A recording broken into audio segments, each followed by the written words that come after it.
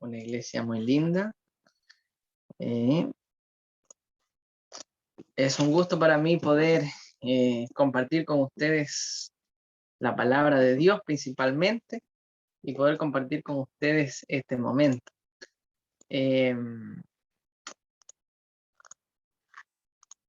Estamos.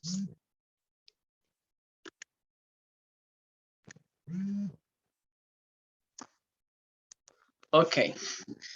Entonces, mis hermanos, el tema que se me asignó es un tema interesante sobre juzgar a los demás. Y saben que a lo largo de la historia, a veces yo me he dado cuenta de que nos metemos en problemas a veces por hablar un poquito lo que nosotros vimos por ahí, ¿no? O como se dice en el término chileno, ahí me corrigen ustedes con los modismos de Chile, cuando empezamos a pelar a los demás, ¿no es cierto? ¿Es así o no es así? Hágame con el dedito así.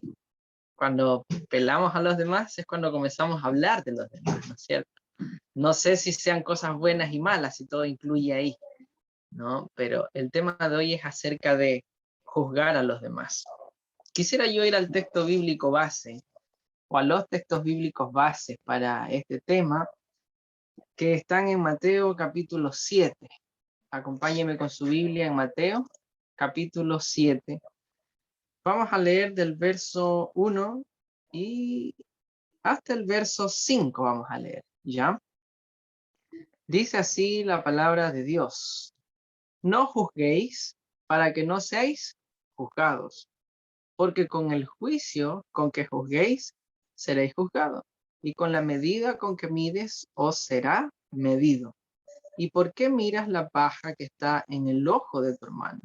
¿O no echas de ver la viga que está en tu propio ojo? ¿O cómo dirás a tu hermano, déjame sacar la paja de tu ojo, cuando está la viga en el ojo tuyo?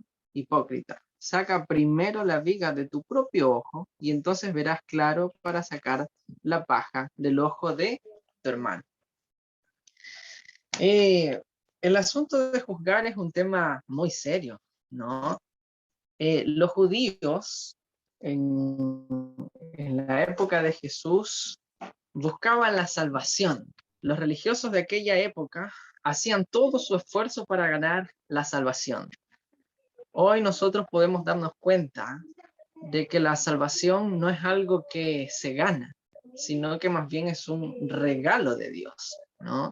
La salvación, no tenemos que hacer nada para salvarnos, porque Cristo ya lo hizo todo, ya murió en la cruz del Calvario por nosotros. Entonces, en alguna manera o en algún sentido, el querer hacer algo para salvarnos, seríamos o estamos tomando la actitud de rechazar el sacrificio que Cristo hizo. Porque si fuera por a ganar la salvación por esfuerzo nuestro, entonces no necesitamos a Cristo, necesitamos nosotros esforzarnos más, ¿no? Esforzarnos por tener buenas obras, por ser buenos cristianos donde nosotros estemos, eh, por nunca mentir, por nunca robar, por nunca adulterar. Si fuera así, entonces nosotros de alguna manera no necesitamos a Cristo. Pero la salvación es gratis. Nosotros somos salvos solamente por la gracia y la sangre de Cristo. Entonces, aunque nosotros necesitamos ser buenos cristianos, parecernos a Cristo, llevar el carácter de Cristo, no necesitamos nosotros hacer obras para salvarnos, ¿no es cierto? Entonces, los fariseos de aquella época iban por las calles, por ejemplo, y ellos miraban a alguien que estaba haciendo algo malo y enseguida llamaban la atención. Quisiera yo mostrar algo, a ver si se puede compartir pantalla.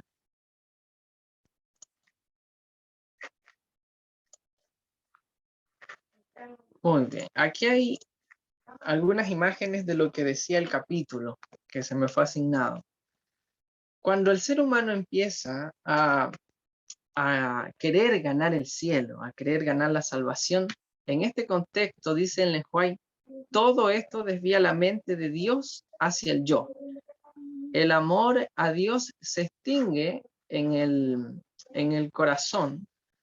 Con él desaparece también el amor hacia el prójimo, ¿no? Entonces, es muy importante saber esto, porque el querer ganar la salvación nos desvía de la mente de Dios. Y no solamente eso, sino que nos lleva hacia el yo, hacia a querer ser mejor cada día. Y me separa también de mi prójimo, porque estoy tan concentrado en mí, estoy tan concentrado en quererme ver bien, ¿no? En ganarme el cielo, que me olvido de los demás. Entonces este es un peligro muy importante. Los fariseos para pensar pensaban solo en sí mismos, en sus sentimientos, en su sabiduría, en sus caminos, ¿no? Y lo triste de esto es que todo repercutía en el pueblo. Entonces el pueblo también comenzó a adoptar esta actitud, ¿no? De juzgar a los demás. Jesús dijo aquí, no juzguéis para que no seáis juzgados. Y presenta allí enseguida, porque con el juicio que tú juzgáis seréis juzgados. Es decir, que el juicio le pertenece a Dios, no le pertenece al ser humano. Y aunque a veces nosotros nos vemos tentados a juzgar a los demás, enseguida hacemos como un examen de la persona. Hizo bien esto, hizo bien aquello. Hoy me parece que esta persona es así y es asado. Estamos en un peligro de querer tomar el rol de Dios, porque Dios en algún momento va a hacer justicia de todo lo que pasa en la tierra. Entonces, no juzguéis, dice el Señor. Y aunque a veces nosotros nos veamos tentados, en algún momento debemos parar, ¿no? Yo creo que nosotros tenemos eso en nuestra naturaleza pecaminosa, el juzgar. En ciertas conversaciones estamos hablando tan lindo de cosas tan lindas cuando de pronto estamos hablando ya de algo, ¿no? Es como nuestra naturaleza. Y en ese momento nosotros debiéramos parar y hacer reflexión. Lo que estoy diciendo es para edificación, para mi persona, es edificación para el hermano. Lo que yo estoy diciendo le ayuda a crecer a mi hermano o lo ayuda más bien a decrecer. Entonces, en ese momento en que nosotros estamos siendo tentados a hablar de alguien, deberíamos nosotros hacer reflexión y parar en ese sentido, ¿no?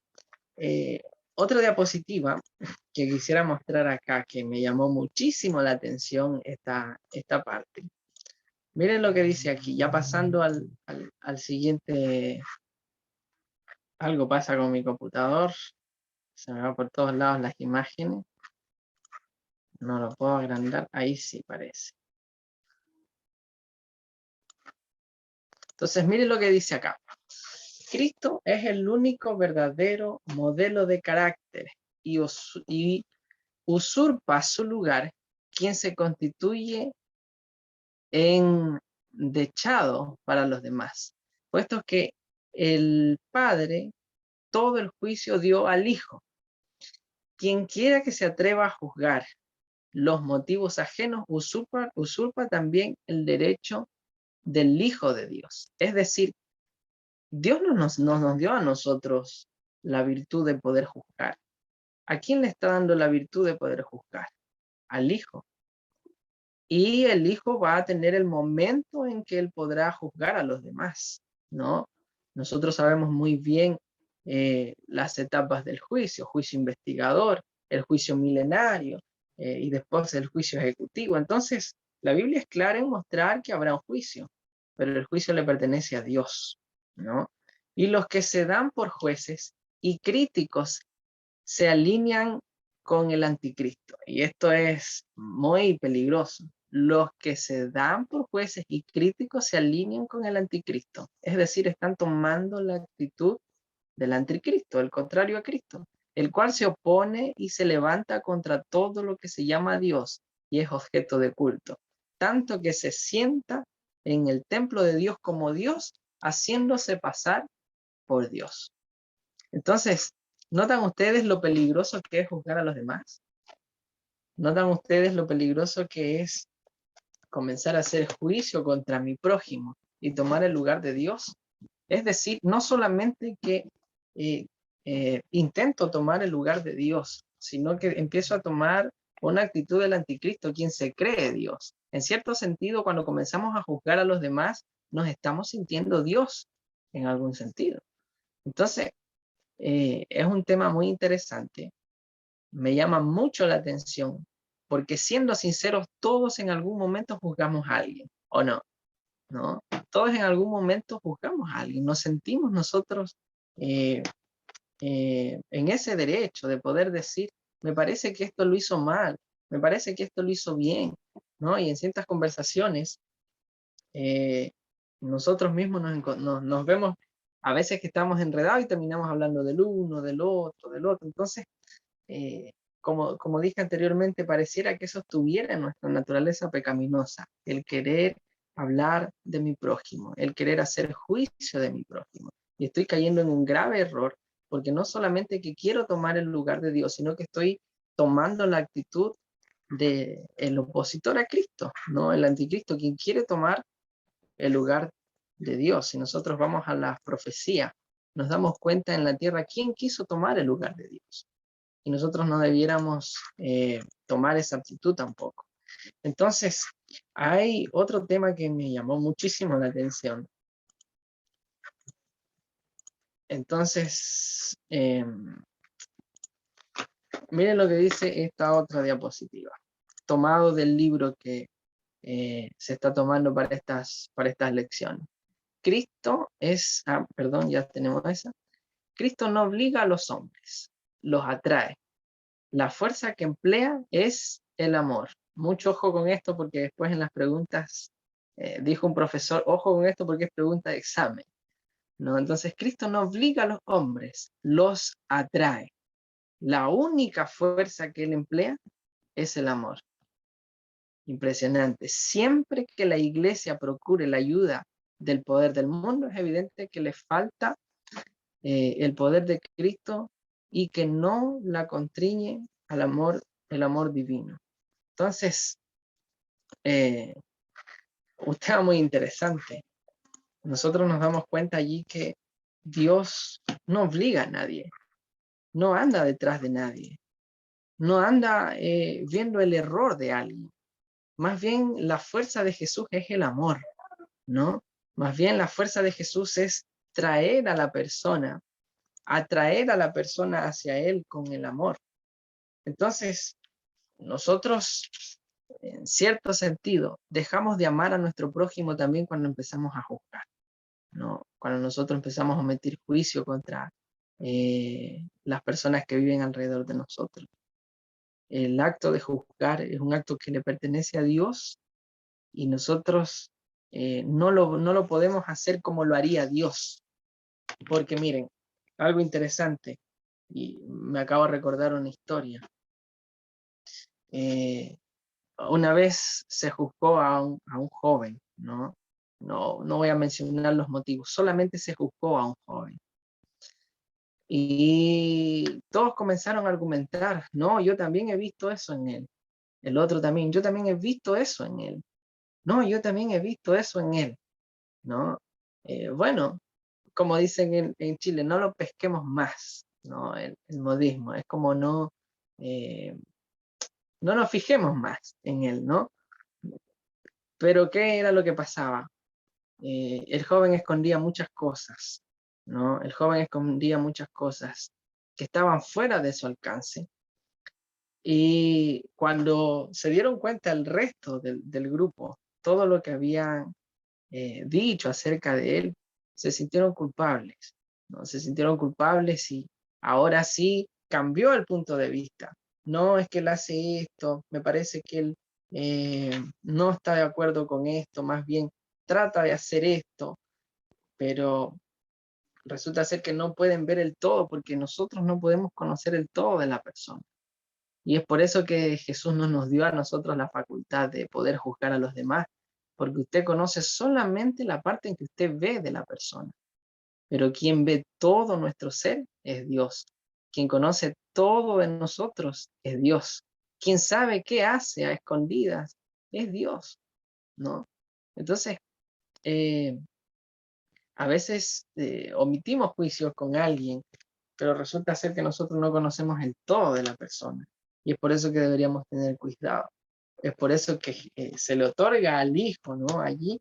Y el Hijo, al igual que el Padre, conoce todo de nosotros, conoce nuestras tristezas, nuestras enfermedades, nuestras luchas, conoce todo nuestro interior. No podemos esconderle nada a nuestro Dios. Es por eso que nosotros, esa es otra razón por la cual nosotros no deberíamos juzgar a los demás, porque lo único que nosotros podemos ver es lo que ven nuestros ojos. En cambio, Dios puede ver el corazón, con qué intención la persona está haciendo lo que está haciendo. Otra o una última diapositiva. Mire lo que dice acá. Si Cristo, ampliarlo un poquito, si Cristo es en nosotros la esperanza de gloria, no nos sentiremos inclinados a observar a los demás para revelar sus errores.